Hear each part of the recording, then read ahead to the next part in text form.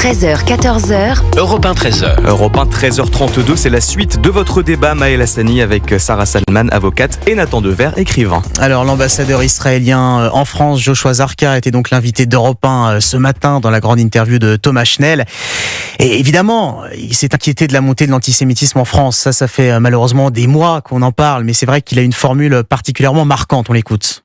Nous faisons face à un tsunami carrément d'antisémitisme, quelque chose qui existait seulement dans les années 30.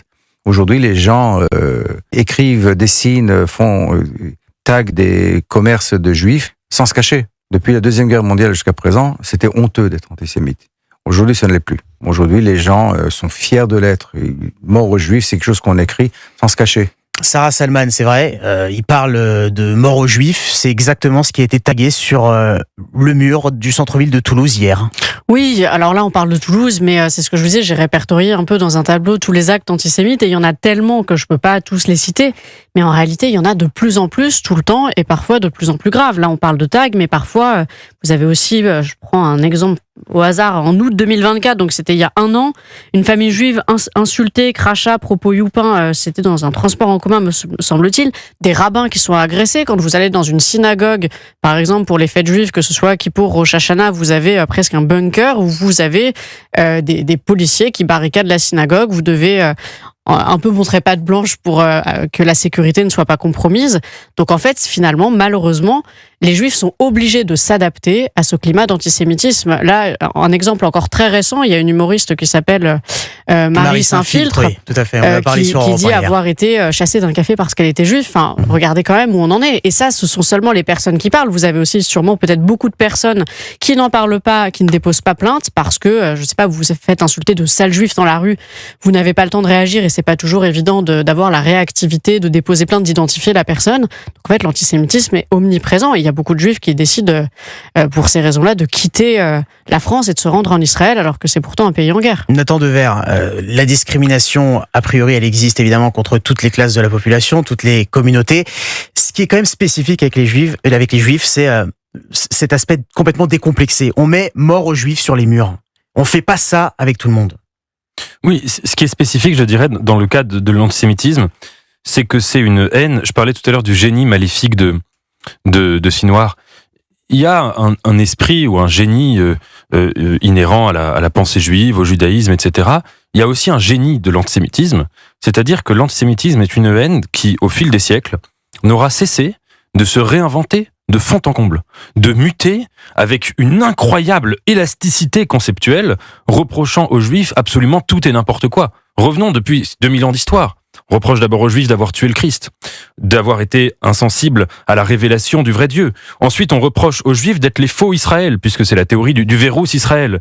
On reproche ensuite aux Juifs d'avoir une race, entre guillemets, sur l'antisémitisme qui se nourrit des théories raciales. On reproche aux Juifs d'être à la tête des puissances, des nations, un antisémitisme socio-économique. On reproche aux Juifs d'être à l'origine du communisme. On reproche aux Juifs d'être à l'origine du capitalisme. On reproche aux Juifs tout et n'importe quoi. Et aujourd'hui, c'est devenu un antisémitisme avec des prétextes géopolitiques. Mais demain, ce sera peut-être, je dis sans ironie, peut-être que il y aura un antisémitisme climatique un jour. Peut-être qu'un jour, on reprochera aux Juifs d'avoir été à l'origine du réchauffement climatique. De la même manière, pendant le Covid, vous vous souvenez du moment où la contestation de la politique sanitaire, etc., a été parfois instrumentalisée par des antisémites qui disaient le Covid, tout ça est une affaire de juifs. Il y a eu combien de théories antisémites, conspirationnistes antisémites sur le coronavirus.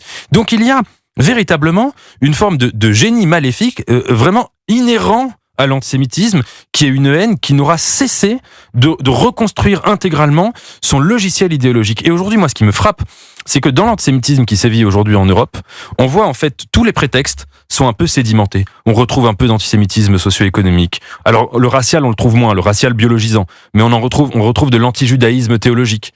On trouve évidemment de l'antisémitisme géopolitique. On trouve un peu tout ça qui est imbriqué, et c'est en cela que la haine antisémite, en effet, est une haine véritablement particulière. Sarah Salman, vous disiez, et d'ailleurs il y avait un très bon reportage ce matin sur Europe 1, et on l'a réécouté à 13h, de Mélina Fachin, notre correspondante dans l'Est, avec des personnes de la communauté juive qui le disent, voilà, maintenant on se cache, on met pas la kippa, on évite. Ça, encore une fois, c'est quelque chose, je sais pas s'il y a encore 2 ans, s'il y a encore 2 ans, le 6 octobre. Je ne sais pas si c'est quelque chose qu'on aurait pu concevoir en France. Alors il y avait quand même beaucoup de juifs qui habitaient dans certaines banlieues et qui disaient on est parti, et ça remonte à beaucoup plus longtemps que le 6, 7 ou 8 octobre. Après maintenant on voit que les juifs s'adaptent, qu'ils enlèvent les mezuzot à l'extérieur de leur habitation pour les mettre à l'intérieur. Certains modifient leur nom de famille. Il y avait je crois un sondage dans le JDD qui disait combien de personnes le faisaient. Il y en a de plus en plus.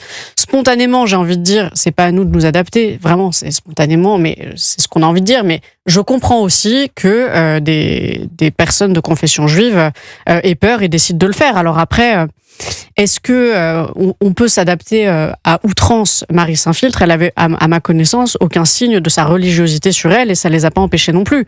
Donc moi je pense qu'il faut, oui, faire attention, mais pas non plus complètement s'adapter à cette pression antisémite et à ce climat d'antisémitisme ambiant, effectivement. Alors il y a une nouvelle qui vient tout juste de nous arriver dans l'affaire Vueling. Vous savez, Oui. ces adolescents français de confession juive qui étaient en colonie de vacances dans la région de Valence en Espagne. Et au moment juste avant de décoller, la compagnie leur a demandé, en appelant la Guardia Civile, de descendre de l'avion. Alors on ne peut pas affirmer, parce que pour l'instant ce n'est pas établi, on ne peut pas affirmer que c'est une décision antisémite. Simplement, il y a une réaction de la part d'un membre du gouvernement socialiste espagnol qui avait dit de quel côté, ironiquement, de quel côté seront les patriotes dans cette affaire? Est-ce que ce sera du côté, en gros, du gouvernement espagnol et de l'État espagnol, ou du côté des garçons israéliens? Évidemment, on le rappelle, ils étaient français, ils sont pas du tout israéliens. Voilà, ils sont de confession juive, mais ça n'a rien à voir. Eh bien, Paris condamne à l'instant avec fermeté les propos précisément du ministre espagnol des Transports. Bon, c'est une bonne chose. Oui, enfin, c'est la moindre des choses. Ouais, c'est normal, quoi. Ce qui est dingue dans cette affaire, c'est que, et c'est là que je trouve elle est extrêmement inquiétante, parce que vous le dites, il faut avoir de la prudence sur les faits en eux-mêmes, on va voir. Moi, j'ai quand même l'impression que les communiqués de Vueling, d'abord sont en contradiction avec le témoignage de beaucoup d'abord des enfants, de la directrice, de certains passagers aussi qui ont témoigné même à ce micro. Mais surtout, en fait, c'est une affaire qui implique non pas des citoyens, mais qui implique des autorités. Alors là, on a il est avéré que la décision de Vueling de chasser ces passagers était une décision liée au fait qu'ils étaient juifs. Alors là, ça voudra dire qu'il y a 2 policiers espagnols de la Guardia Civile qui ont eu un comportement antisémite en tant que policiers. Et puis surtout, même avec toute la prudence sur l'affaire Vueling en tant que telle, le ministre espagnol a une déclaration qui est objectivement qui plaque des stéréotypes sur les juifs, puisque quand il dit que les Français juifs il les désigne comme des Israéliens, et en dehors de ça, même quand il parle des patriotes, etc., on a l'impression qu'il s'agit d'un virus étranger contre lequel il faut se défendre. C'est une déclaration antisémite, et qui reprend la phraséologie de l'antisémitisme. Et donc là, nous avons un État dont des représentants ministériels, et peut-être au niveau de la police, ont eu des comportements imbibés d'antisémitisme. Et ça doit nous faire réfléchir. Jusqu'alors, on se dit, les digues ont cédé. Alors, c'est très intéressant d'ailleurs, parce que c'est un ministre, mais c'est un ministre PSOE, qui est donc l'équivalent du Parti Socialiste, qui gouverne, il s'en cache pas, par des alliances avec des mouvements d'extrême gauche, avec des indépendantistes. D'ailleurs, ça fait des débats qui sont absolument gigantesques là-bas, et c'est bien normal.